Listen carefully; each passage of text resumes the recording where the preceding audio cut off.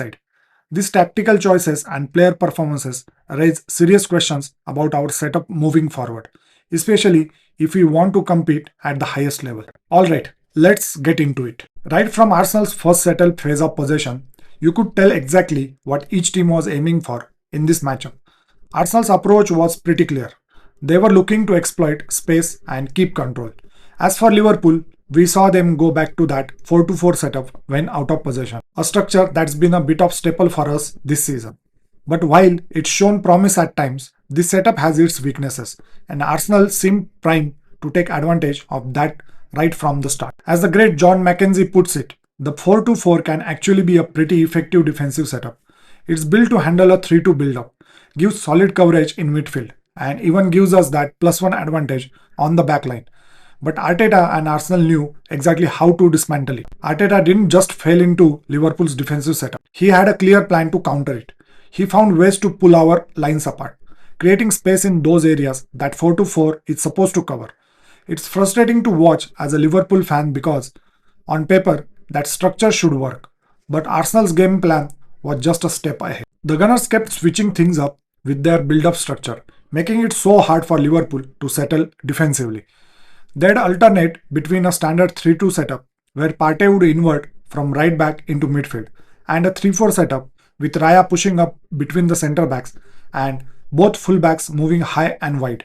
This approach did two things that made it tough for Liverpool's press. First, it let Arsenal overload our first line of pressing, always creating at least one free option for a pass. And by stretching the pitch to its widest, it gave Raya the chance to use his impressive distribution skills, finding wide players who were just out of our reach. But that wasn't even the end of it. Arsenal kept layering on different tactics to keep us off balance. Partey's inversion should have been a key area for Liverpool to exploit, but instead, we were left looking impotent in possession. This allowed Partey to control the build-up phase with relative ease, completely taking the burden of his teammates like Merino and Rice. With Liverpool failing to apply pressure, those two could focus on supporting the forward line without worrying about tracking back. It's frustrating to watch a talented player like Partey dictate the game while our attackers fail to capitalize on the spaces he was creating. We need to be more proactive in seizing those opportunities. Otherwise, we are just giving control to the opposition. This situation allowed Arsenal to establish a 4 versus 3 advantage in the midfield, which was a crucial for them. Despite Darwin Núñez being on the pitch, he was largely a non-factor in this setup, and Arsenal took full advantage of their athletic and numerical superiority. They dominated the middle of the park throughout the first half, consistently bullying us and disrupting our play. The worrying pass network from Liverpool in the first half really tells the story. Mo Salah was incredibly isolated, with no real support around him. But what stands out even more is how deep Darwin Núñez was dropping.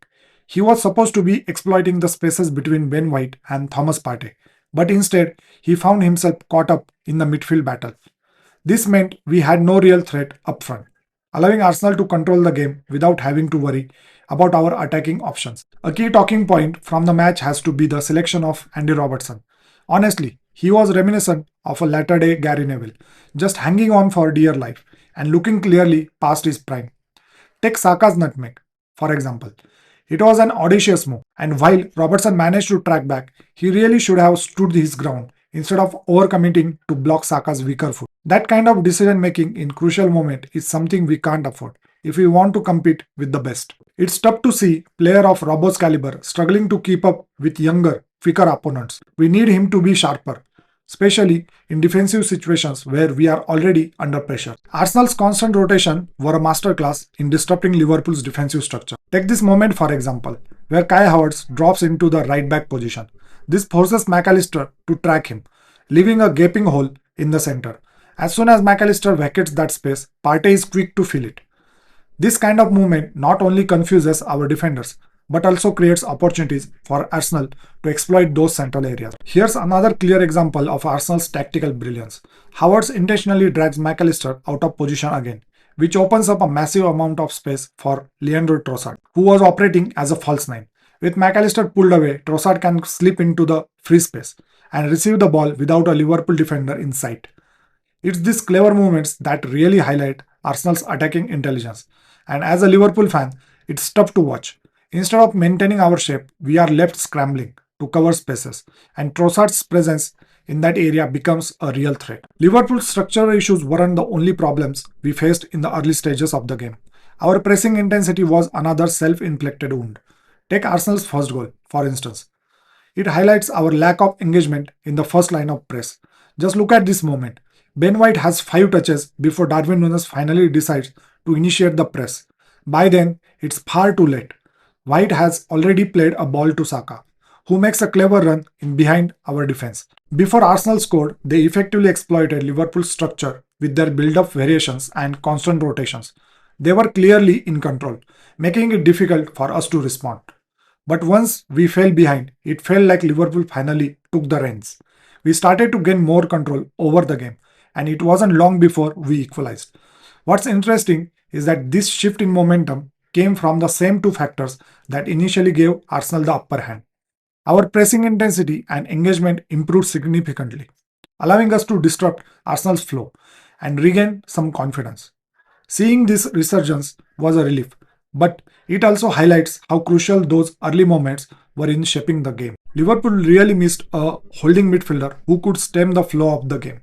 Our positional play was far too aggressive, which allowed Arsenal to run off us and essentially pin us back in the first half.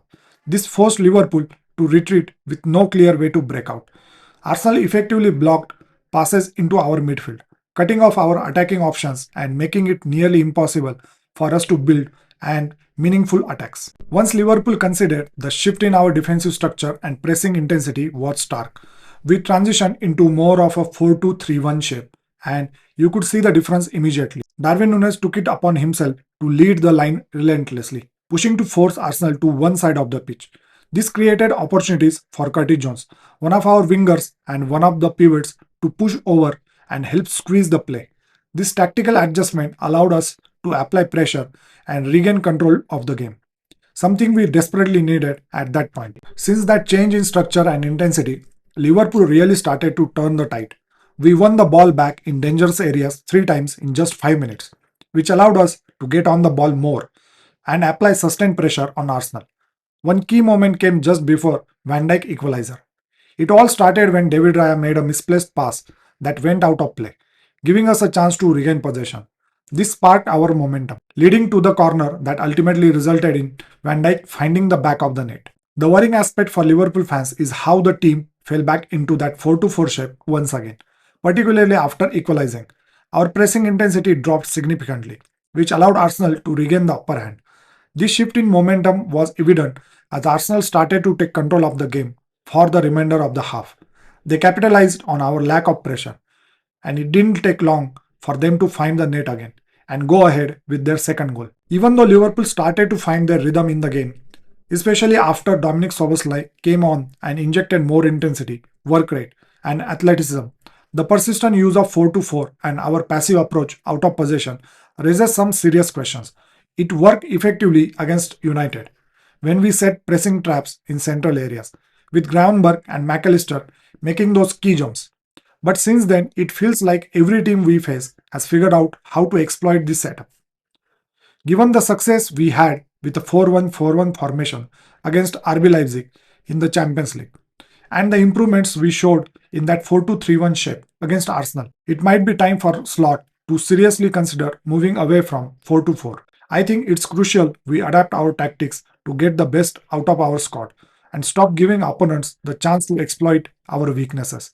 It's time to find a more consistent approach that matches the quality we have on the pitch. As injuries began to change the dynamic of the game, Arne Slot also made some much needed adjustments.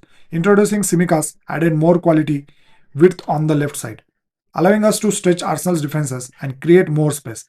Meanwhile, Gakpo positioned himself out wide, which further helped to pull defenders out of shape. Most importantly, Núñez started to adopt a more vertical approach by getting higher up the pitch and focusing on making runs behind the defense. He became a more potent threat. This shift not only created better opportunity for him, but also opened up the game for Salah and our other attacking players. Kivior was never going to have the leadership, positional awareness, or athleticism needed to keep both Salah and Núñez at bay, and that was evident in the match. When Trent played that ball over the top, Both Salah and Nunes had ample time to decide who would latch onto it and create chance for the other. It was a cruel blow for Arsenal, who were arguably the moral victors of the game. They dominated for long stretches and played some great football, but injuries ultimately undid them. Liverpool, on the other hand, will head north feeling relieved to have salvaged a draw.